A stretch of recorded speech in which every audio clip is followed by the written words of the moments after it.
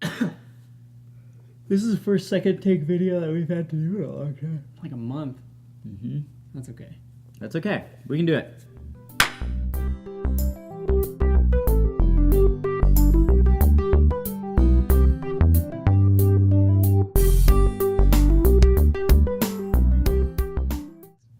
Hey everybody, welcome to Seriously Lighthearted Yoga. Hello. We're pulling in on our segue from yesterday, and Silent. yeah.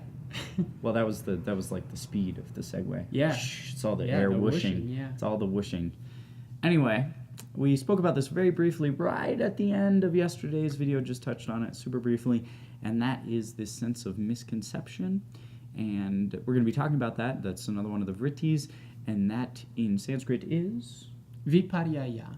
So, you guys, this idea of misconception is essentially born out of the fact that we all experience the world through our own five senses, and those create a certain bias for everything we see.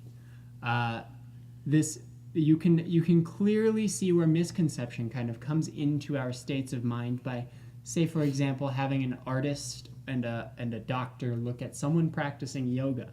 So both of them are just watching the person practice, and as they sit there, the artist is going to see, the beauty in it, maybe the grace of the movement and things. And then the doctor is going to maybe see someone trying to take care of themselves and see how it's affecting, their lung capacity and things with each breath they take.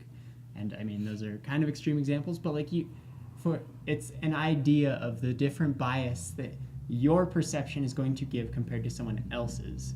And because that bias exists in both of you, there is something that is a misconception between you.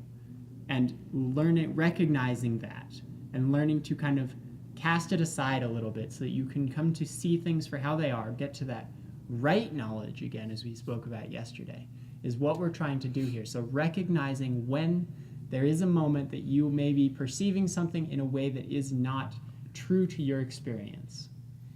And as it's a vritti, a state of mind, it is something that will hold you back in your yoga practice. So just learning to recognize those moments when you have that wrong knowledge that you're trying to cast aside is a great start to kind of coming towards the enlightenment that we always work towards in yoga. So anyways, guys. Yeah, absolutely. And when we're talking about wrong knowledge, when we use that term wrong knowledge, we're not talking like you're doing something wrong or it's incorrect. It's just recognizing that bias that Kai was talking about, recognizing that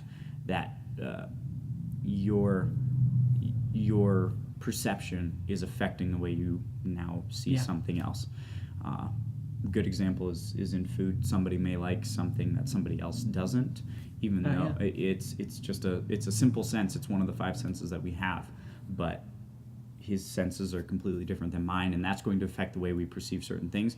It's when we're talking about wrong knowledge, it's about recognizing the bias in what we are perceiving. So that's all we're talking about here. Hopefully that makes sense for you guys. Let us know if you have any questions. Give somebody a high five. Thanks for looking, Kai, because I was not. And we'll see you guys tomorrow. Got you.